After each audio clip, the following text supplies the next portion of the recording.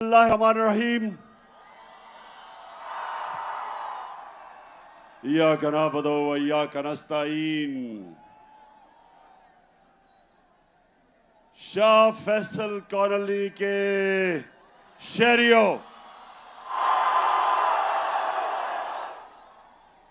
Families, इतनी तादाद में आपको खुशामदीद कहता हूं। और मेरे नौजवान, मैं इस शानदार इस्तकबाल का फिर से शुक्रिया अदा करता हूं।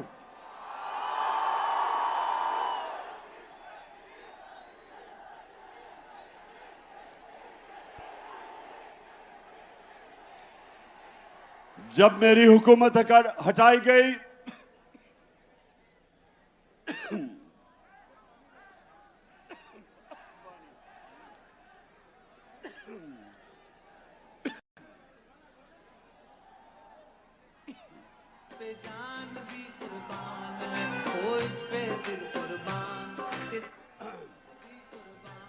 जब एक बैरूनी साजिश के तहत मेरी हुकूमत हटाई गई, तो जो दूसरा जलसा था वो मैं कराची करने आया, क्योंकि मुझे पता था कि इस मुल्क में सियासी तहरीकें हमेशा कराची से शुरू हुई।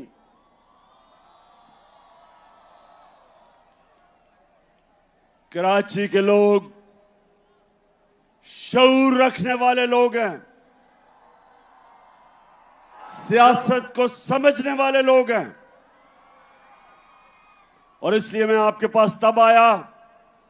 और मुझे अभी भी याद है कि मज़ार कायद पे जिस तरह मेरी कराची की आवाम निकली और मेरी हौसला अफजाई की, मैं उसका भी आज शुक्रिया अदा करना चाहता हूं आपका। अब 2 बाय इलेक्शन है इतवार को,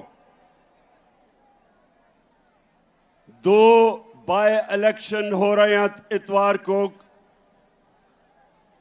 मलीर में और कुरंगी में। तो मैं आज इधर शाह फैसल कॉलोनी में खड़े होकर सारे पाकिस्तान को कह रहा हूं, सारे मुल्क को मैं आज पैगाम दे रहा हूं कि ये इलेक्शन नहीं हो रहे, ये मुल्क का रेफरेंडम हो रहा है। ये मुल्क का फैसला होने जा रहा है। मेरे पाकिस्तानियों, एक मुल्क जो अल्लाह ने हमें एक तोहफा दिया था पाकिस्तान का, वो आज एक फैसला कुन वक्त पे खड़ा है। एक तरफ पाकिस्तान के बड़े बड़े डाकू जो 30 साल से इस मुल्क को लूट रहे हैं, चोरी करते हैं,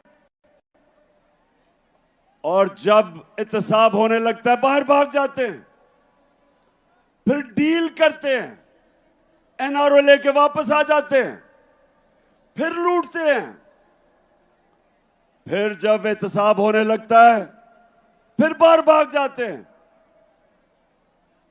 एनआरओ लेके वापस आते हैं। ये अमीर तरीन होते जा रहे हैं, कौम मकरूज होती जा रही है। जब से ये आए हैं 6 महीने में, और कराची के लोगों, आप शऊर रखने वाले लोगों, ये पाकिस्तान का फाइनेंशियल कैपिटल है। कराची ऊपर जाता है तो पाकिस्तान ऊपर जाता है।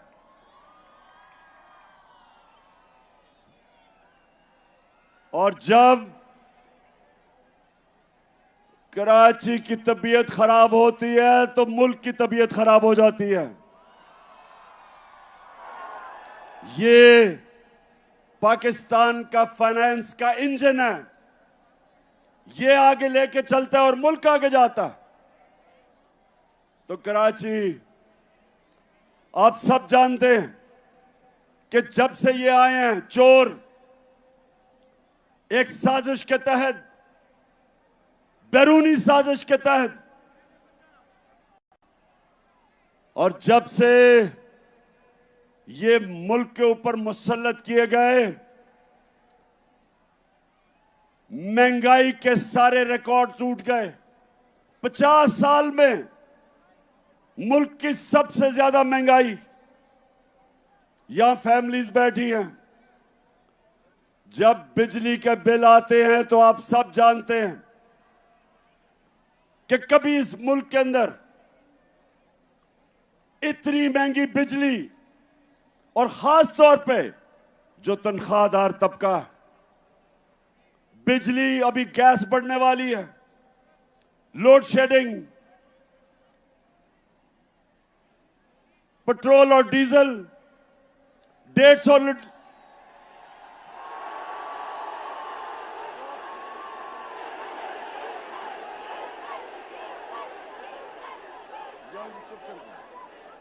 जब हम छोड़ के गए थे 6 महीने पहले, तकरीबन 150 रुपए का 1 लीटर पेट्रोल और 150 रुपए का डीजल। ठीक कह रहे हो, फजलुर रहमान भी 150 रुपए का था। और उसके बाद एक एक चीज महंगी। आटा 55 रुपए किलो पे छोड़ के गए थे, आज 100 रुपए से ऊपर है। तो क्या मुल्क में क़यामत आई कि महंगाई आसमानों पे, बेरोजगारी बढ़ रही। आज मैं फिर से कहता हूं, तनख्वाहदार तबकों के लिए, उनके पास तनख्वाहें नहीं बिल देने के लिए, और जबकि कौम गरीब हो रही, कौम मुश्किल में मकरूज, रुपया 30% रुपया गिरा है। मेरे कराची के लोगों, जब रुपया 30% गिरता है डॉलर के मुकाबले में, तो आप ये समझें कि अगर आप बैंक में आपका 100 रुपया पड़ा था, उसकी सिर्फ 70 रुपया रह जाता है। और ये जिनके बाहर अरबों डॉलर बाहर पड़े हैं, इनकी दौलत में इजाफा हो जाता है, क्योंकि डॉलर ऊपर चला जाता है। ये 30% ऊपर, मुल्क 30% नीचे। तो सवाल यह है कि जिन लोगों ने इनको हमारे ऊपर मुसल्लत किया, आज सारी कौम सवाल पूछ रही है कि जो आपने साजिश करके इन चोरों को हमारे ऊपर बिठाया, तारीख, इस मुल्क की तारीख आपको नहीं भूलेगी। ये कौम आपको नहीं भूलेगी जो आपने जुल्म किया इस कौम के साथ। दुश्मन भी ना करे, दुश्मन भी वो नुकसान नहीं पहुंचा सकता था पाकिस्तान का, जो इन चोरों को हमारे ऊपर मुसल्लत करके नुकसान पहुंचाया। तो ये रेफरेंडम है,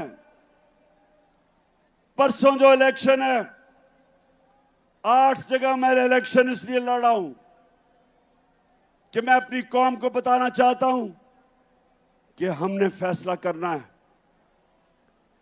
क्या हमने भेड़ बकरियों की तरह इनकी गुलामी करनी है, चोरों की, या एक आजाद कौम की तरह, एक खुददार कौम की तरह अपने पैर पे खड़ा होना है, हकीकी आजादी लेनी है अपनी। क्योंकि मेरे पाकिस्तानियों, सिर्फ आजाद इंसानों की परवाज ऊपर होती है। मैं वो पाकिस्तानी हूं, अल्लाह ने मेरे से बेहतर टैलेंटेड खिलाड़ी थे क्रिकेट में, मेरे से ज्यादा पैसे वाले लोग थे जो मेरे से ज्यादा अस्पताल बना सकते थे। पॉलिटिक्स में मेरे से ऐसे लोग थे जिनकी खानदान पॉलिटिक्स में थे। मेरा तो कोई खानदान पॉलिटिक्स में नहीं था, लेकिन मेरे पाकिस्तानी औलाद ने कामयाबी मुझे इसलिए दी क्योंकि मैं एक आजाद इंसान हूं। मैं आजाद हूं, मैंने किसी की गुलामी नहीं की। मैं ला इलाहा इल्लल्लाह,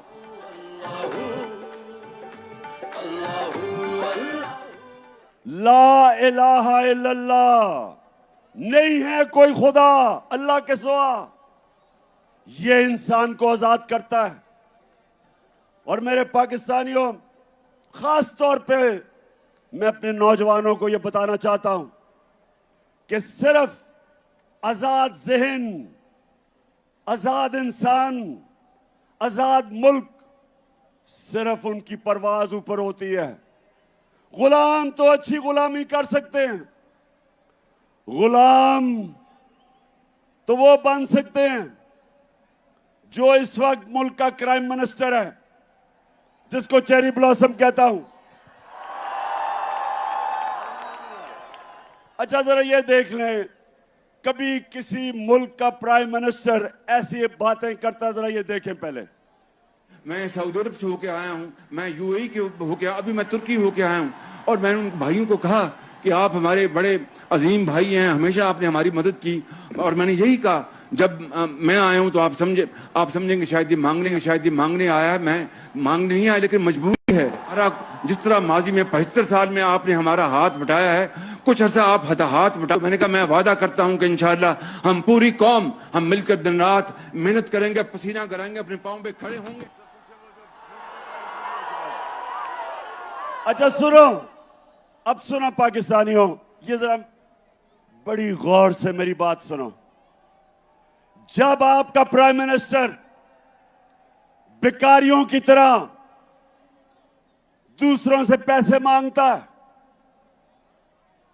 और जो दूसरे, याद रखें जिन मुल्कों से ये पैसे मांगते हैं, जब मैं प्राइम मिनिस्टर था तो जब भी दूसरे मुल्क का मिनिस्टर या प्राइम मिनिस्टर मुझे मिलने आता था तो पहले फॉरेन ऑफिस मुझे पूरा उसका शजरा बता देता था कि ये पड़ा किधर, इसने मेरे से मिलने से प्राइम मिनिस्टर से पहले क्या नौकरी करता था, क्या ये ईमानदार है, करप्ट है, सारा कुछ मुझे पता होता था उससे मिलने से पहले।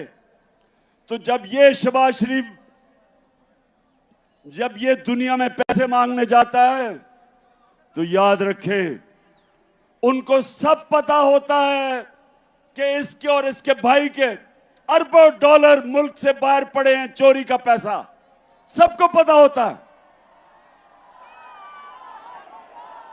तो जब अपना पैसा मुल्क से बाहर ले जाओ चोरी करके और दूसरों को कहो पाकिस्तान में पैसा दो, लोग आपको हकारत की नजर से देखते हैं, लोग आपको जलील करते हैं। और जब मुल्क का प्राइम मिनिस्टर जलील होता है तो सारी कौम को शर्मिंदा करवाता है। मैं जो आपको कह रहा हूं, ये रेफरेंडम है आज, या इन चोरों के नीचे, और इन्होंने अपने बच्चे तैयार किए हुए हैं, फिटे हुए बच्चे, चोरी के पैसे पे पले हुए बच्चे, या वो, और या एक खुददार कौम जो एक अजीम नारे पे खड़ी हुई थी। अल्लाह से हमने खड़े होकर हमने वादा किया था कि अल्लाह तेरे सिवा कोई खुदा नहीं है, हम किसी के सामने नहीं झुकेंगे, हम एक खुददार कौम है। और ला इलाहा इल्लल्लाह इंसान को गैरत देता है, और जो कौमें ऊपर जाती हैं वो गैरतमंद होती हैं, वो मिल के कुर्बानियां देती हैं, वो भिखारियों की तरह भीख नहीं मांगती। अब जरा ये देखें, ये मैं जरा दिखाने लगा हूं कि अभी शहबाज शरीफ अमेरिका गया और ये इंटरव्यू दे रहा है। ये एक अमेरिका में टीवी को इंटरव्यू दे रहा है, जरा ये देखें क्या कहता है, फिर मैं उर्दू में बताऊंगा क्या कह रहा है। Unless we get substantial relief, how can the world expect from us to stand on our own feet? It is simply impossible, next to impossible. The world has to stand by us. And there is a yawn are asked and what is available. Please, through your cameras, have this yawning gap bridged and bridged very quickly. The epidemic. It is waiting for us. Please help us in कहता है उस anchor को please help us, और वो TV anchor है शहबाज शरीफ। गोरा रंग देख के सबके सामने हाथ फैला लेते हो। अब वो तो टीवी एंकर है, उसे कहता है प्लीज हेल्प अस, और वो किधर से पैसे दे तुम्हें। लेकिन जब अच्छा एक और मैं आपको दिखाता हूं, क्योंकि कराची जरा आप एंजॉय भी करें ना। Thank you very much, General एक Secretary. मिनट, अच्छा अब ये सुन ले, वो कराची जरा सुनो। यूनाइटेड नेशंस का सेक्रेटरी जनरल पाकिस्तान आता है, सलाब आए हुए होते हैं, वो खुद देखने आता है कि मैं कैसे पाकिस्तान की मदद कर सकूं। तो यूनाइटेड नेशन का सेक्रेटरी जनरल आता है। अब जरा ये तमाशा देखेंगे शहबाज शरीफ उसे करता क्या है। Thank you very much, General Secretary. And I assure you, whatever support we get from your institution and through your institution, I give you my word of honor, along with all these ladies and gentlemen sitting on this table, ministers, general officers, government officials, ladies and gentlemen, that every penny we get from you or from wherever, we will spend it most transparently and in the interest of the suffering humanity. Thank you. अच्छा जी, कराची, अब मैं तर्जमा बताता हूं इसने क्या कहा उसे। वो बेचारा और बड़ा ही अच्छा आदमी है एंटोनियो गुटरेस, जो सेक्रेटरी जनरल है यूनाइटेड नेशंस का। वो आता है पाकिस्तान से हमदर्दी दिखाने, पहले तो ये उसका बाजू पकड़ लेता है, उसके बाद उसे कहता है ये जरा सुनो, और ये थोड़ी हमारे सब के लिए, मैं पाकिस्तानी होते हुए हम सब के लिए शर्मिंदगी है। उसे पता है क्या कहता है? उसे कहता है जो भी पैसा आप हमें देंगे, मैं आपसे वादा करता हूं वो हम चोरी नहीं करेंगे, हम ईमानदारी से खर्च करेंगे।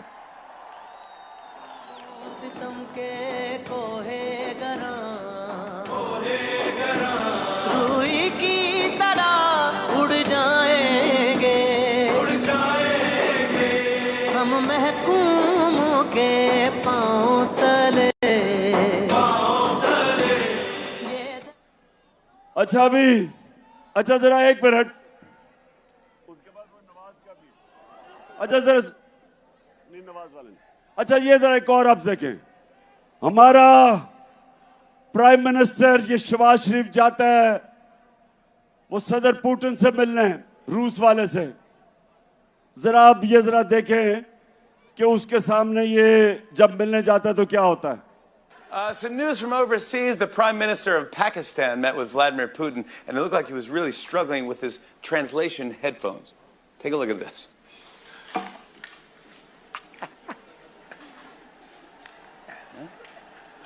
गौर से देखें, गौर से। There you go. Уважаемый господин премьер-министр,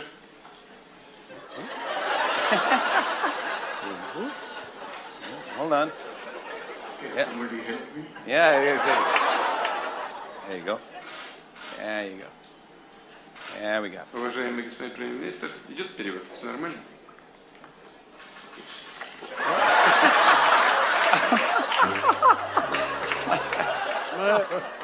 That guy is the leader of 220 million people. I just want to let you know. And then he अच्छा, मैं बस अब ये क्या आप देख रहे थे?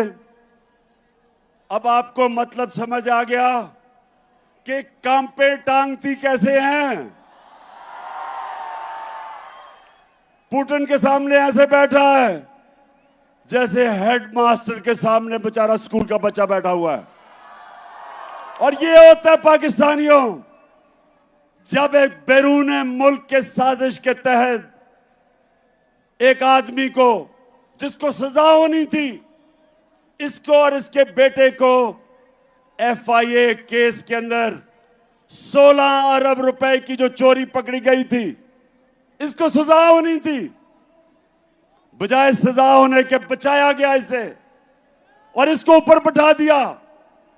और इससे आज पाकिस्तान को उधर पहुंचाया जिधर ये खुद अमेरिका में कह रहा है कि अब हम अपने कर्जे वापस नहीं कर सकेंगे। वो जो भी इंटरव्यू दे रहा था कि हमारी मदद करो, हम अपने कर्जे वापस नहीं कर सकते, तो कौन सी क़यामत आई थी 6 महीने पहले? ये पाकिस्तान की जो हर साल शाया होती है, इकोनॉमिक सर्वे ऑफ पाकिस्तान, जो इन्होंने, इस हुकूमत ने शाया की। कराची गौर से सुनो, आप शऊर वाले लोग हो। इकोनॉमिक सर्वे के मुताबिक 17 साल के बाद हमारे आखिरी 2 सालों में पाकिस्तान की जो ग्रोथ रेट, मतलब कि जो हमारी माइशत तरक्की कर रही थी, वो 17 साल के बाद बेहतरीन परफॉर्मेंस थी। 5.7% और 6%। ये 17 साल के बाद हमारी इकोनॉमी बेहतरीन परफॉर्मेंस कर रही थी। वर्ल्ड बैंक के मुताबिक सारे बर्रे सगीर में सबसे ज्यादा रोजगार जिस मुल्क में था कोरोना के बाद, वो पाकिस्तान में था। World Economic Forum, World Health Organization, the Economist, दुनिया के इदारों ने तस्लीम किया कि पाकिस्तान वो 3 मुल्कों में था जिसने सबसे बेहतरीन तरीके से कोरोना से अपने लोगों को भी बचाया, अपनी माइशत को भी बचाया, अपने गरीबों को बचाया। ये इंटरनेशनली माना कि पाकिस्तान का जो एहसास का प्रोग्राम था, जिसमें हमने अपने गरीबों को कोरोना की, लॉकडाउन की तबाही से बचाया, ये दुनिया ने माना। तो मैं फिर से सवाल पूछता हूं कि ये साजिश जिन्होंने करके इन चोरों को हमारे ऊपर मुसल्लत किया था, तारीख आपको नहीं भूलेगी। ये कौम जो मुश्किलात का सामना कर रही है नहीं भूलेगी। और इंशाअल्लाह जो मैं आपसे सबसे उम्मीद रखता हूं, ये जो परसों बाय इलेक्शन आ रहे हैं, इस इलेक्शन के अंदर कौम ने रेफरेंडम करना है, बताना है कि हम इस इंपोर्टेड हुकूमत को मंजूर नहीं करते। हम इन चोरों को, जो 30 साल से 2 बड़े बड़े डाकू खानदान जो चोरी करके पैसा बाहर लेके जा रहे थे, हम कभी इनको कबूल नहीं करेंगे। और मैं इसके साथ आज सबको बता दूं कि इंशाअल्लाह इस मुल्क की तारीख का सबसे बड़ा जो मैं मार्च करने लगा हूं, जिसकी मैं कॉल देने लगा हूं, इस मुल्क की सबसे बड़ी मुजाहरा होगा। इस मुल्क की तारीख, अवाम का समुंदर निकलेगा हमारे साथ और सबको बताएगा, सारों को पैगाम देगा इस मुल्क में कि कौम किधर खड़ी है आज, कि कौम इसको सियासत नहीं समझ रही, हम अपनी हकीकी आजादी की जहाद समझ रहे हैं। और कराची, आप तो माशाल्लाह वो लोग हो जो हमेशा, जिस तरह मैंने शुरू में कहा, सारी सियासी तहरीकें जो शुरू होती थी हमेशा कराची से शुरू होती थी। और अब जो मैं, हमारे साथ ही बैठते थे एमक्यूएम वाले, मैं एमक्यूएम से पूछता हूं कि क्या अब आप खुश हैं जरदारी के साथ बैठ के? क्या वो आपके मसले हल कर दिए? क्या जरदारी ने कराची के मसले हल कर दिए? बताएं, कराची बताओ। हमारी हुकूमत थी, हमारी हुकूमत फेडरल गवर्नमेंट में थी, सिंध में हमारी हुकूमत नहीं थी। उसके बावजूद हमने कराची सर्कुलर रेलवे का शुरू किया, एक्निक से पास किया, हमने ग्रीन लाइन शुरू की, बस सर्विस। और जो सबसे बड़ा कराची का मसला है पानी का, K4 जो 15 साल से रुका हुआ था, वो हमने शुरू किया ताकि कराची के लोगों को पानी मिले। तो कराची इंशाल्लाह, जो मुझे नजर आ रहा है, 26 साल से मैं जद्दोजहद कर रहा हूं, मुझे पहली दफा नजर आ रहा है कि अंदरूने सिंध के लोग वो भी हकीकी आजादी के लिए तैयार बैठे हैं। है ये राहे अमल, आओ हम सब साथ चले, मुश्किल हो या आसानी, साथ में डाले हाथ चले। धड़कन है पंजाब मगर दिल अपना मैदान है। मैं भी पाकिस्तान हूँ, तू भी पाकिस्तान है। तू तो मेरी जान है, तू तो मेरी आन है, तू मेरा ईमान है। इंशाल्लाह अंदरूने सिंध के लोग तैयार हो जाओ। मैं ये मार्च से फारिग हो लूं, मेरा फिर पूरा रुख अंदरूने सिंध पे है और फिर कराची भी आऊंगा।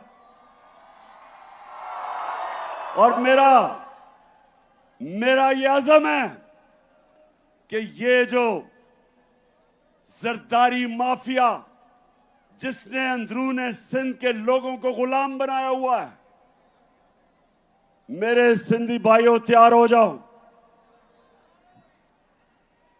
इंशाल्लाह मैं जब तक सिंध में अब दौरा करूंगा, एक एक डिस्ट्रिक्ट में जाऊंगा, अपने सिंध के लोगों को खड़ा करूंगा और ये अजाब, ये जो बीमारी लगी हुई है जरदारी की सिंध को, ये इंशाल्लाह इससे आजाद करेंगे। अच्छा, आप कराची, अभी मैं जरा एक दो और आपको वीडियोस दिखाना चाहता हूं। मैं जरा अब गौर से आपने वीडियो देखनी है।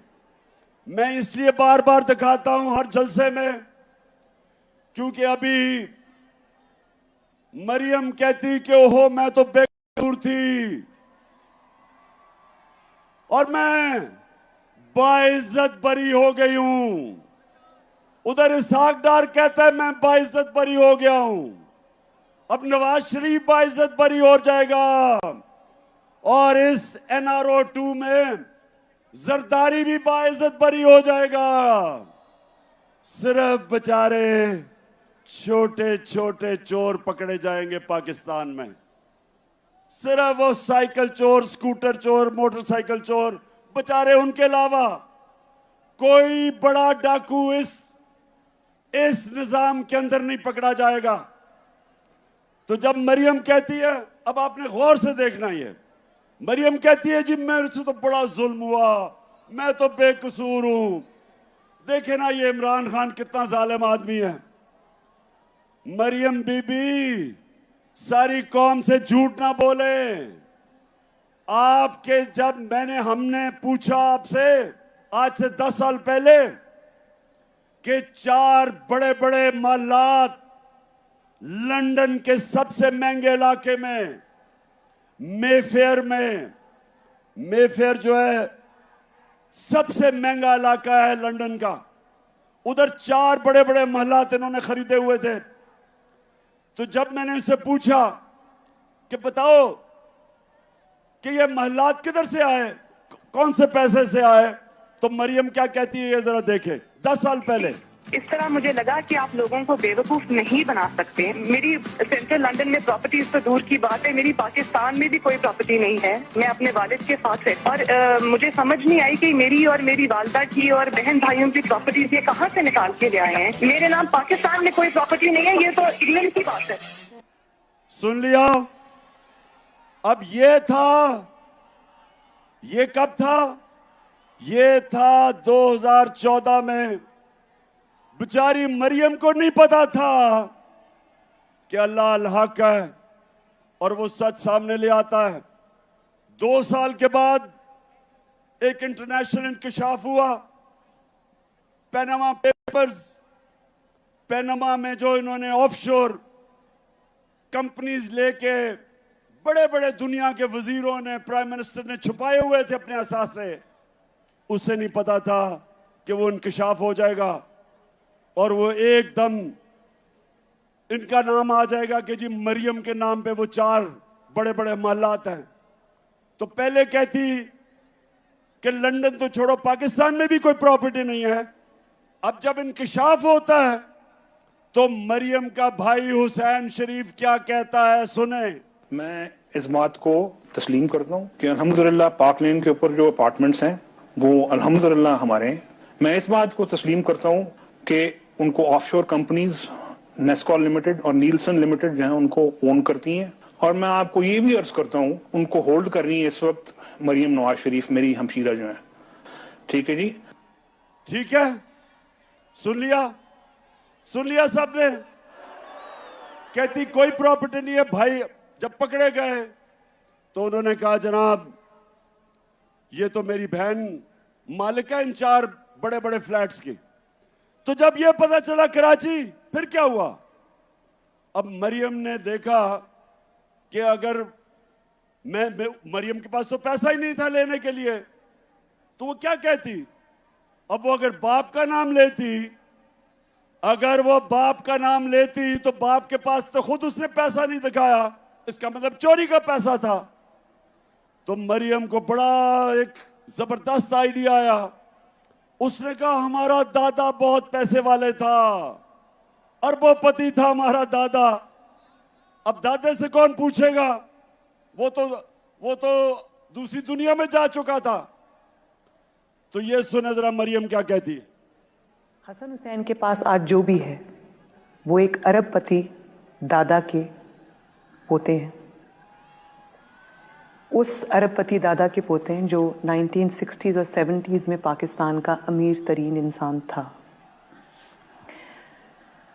ये जो एसेट्स हैं, ये जो बिजनेस के लिए पैसा है, ये सारा दादा से डायरेक्टली बच्चों को ट्रांसफर हुआ। तो समझ गए, डायरेक्टली दादा ने बच्चों को पैसा दे दिया। दादा अरबपति था। अब कराची, अब दादा तो दुनिया में नहीं था, लेकिन वो दादा शहबाज शरीफ का बाप था। मरियम का दादा शहबाज शरीफ का बाप था। अब शहबाज शरीफ अपने बाप के मुतल्लिक क्या कह रहा है, ये सुने। मेरे खानदान को 22 खानदानों में शुमार नहीं होता था। मुझे इसके ऊपर बाइस फख्र है कि मेरे वालिद का ताल्लुक एक गरीब किसान के घराने से था, हिंदुस्तान से। वो तो कराची अल्लाह अल हक है, ये याद रखना। उसका वादा है कि सच सामने आएगा। और अब जो मैं आप सबको आज कराची आया खास तौर पे कि मैं आप सबकी कुरंगी और मलीर खास तौर पे जिधर इलेक्शंस हैं, मैं आप सबकी ड्यूटी लगाने आया हूं। देखें, ये फैसला होने लगा आपके मुस्तकबिल का। एक तरफ ये चोर हैं जो यहां से चोरी करके पैसा बाहर मुल्क को लूटने आते हैं, एनआरओ लेते हैं और फिर बाहर चले जाते हैं। और दूसरी तरफ ये वक्त आ गया कि हम सब हक के लिए खड़े हों, अमर बिल मारूफ के लिए खड़े हों, जो शुरू में आयत पड़ी थी। अल्लाह का हुक्म है, अल्लाह का सबको हुक्म है कि अच्छाई हक के साथ खड़े हो और बुराई के खिलाफ खड़े हो। अल्लाह ने हमें किसी को इजाजत नहीं दी न्यूट्रल रहने की। उसने हमें सबको कहा कि अच्छाई के साथ खड़े हो, इन चोरों के साथ ना खड़े हो। ये इलेक्शन रेफरेंडम है और मैं अपनी सारी कौम को कह रहा हूं कि निकलना है। इसको आपने अपना इलेक्शन नहीं, एक जहाद समझनी है इन चोरों के खिलाफ। और मैं सबसे आपसे उम्मीद रखता हूं कि आपने अपनी पूरी कोशिश करनी है, क्योंकि ये इमरान खान अकेले ने ठेका नहीं लिया हुआ करप्शन के खिलाफ जंग लड़ने का, ये आपका भी है जिम्मेदारी। तू अड़ जा फिर से, तू डट जा फिर से, वो बल्ला घुमा।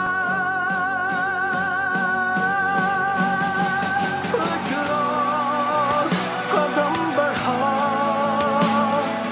फिर से, वो लम्हा दोहरा जब जीत के आया था,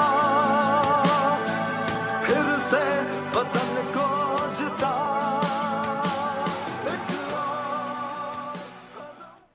तो मेरे पाकिस्तानियों, मैं सिर्फ आखिर में आपको एक बात कहना चाहता हूं।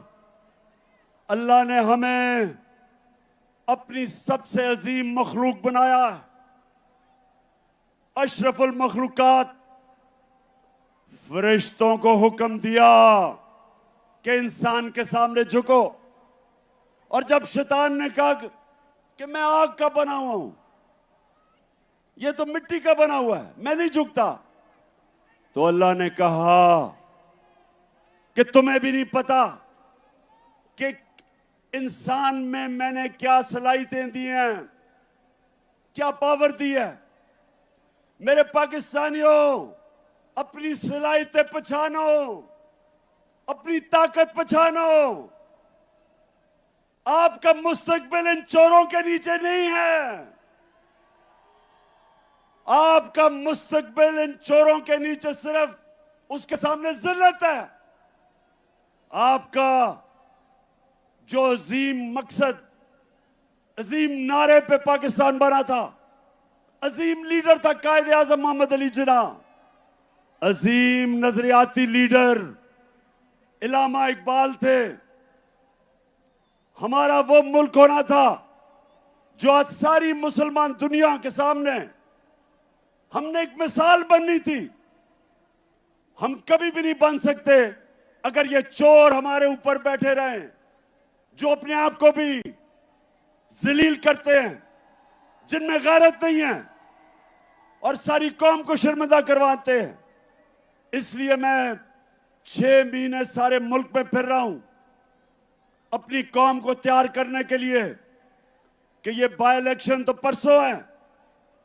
मैं आपको कॉल देने लगा हूं और आपने सबने निकलना है अपने लिए, अपने बच्चों के लिए, अपने मुल्क के मुस्तकबिल के लिए।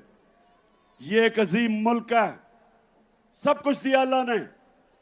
तो अब आखिर में सब हाथ उठा के आपने मेरे साथ हल्फ ले लेना है, सबने मेरे साथ हल्फ लेना है।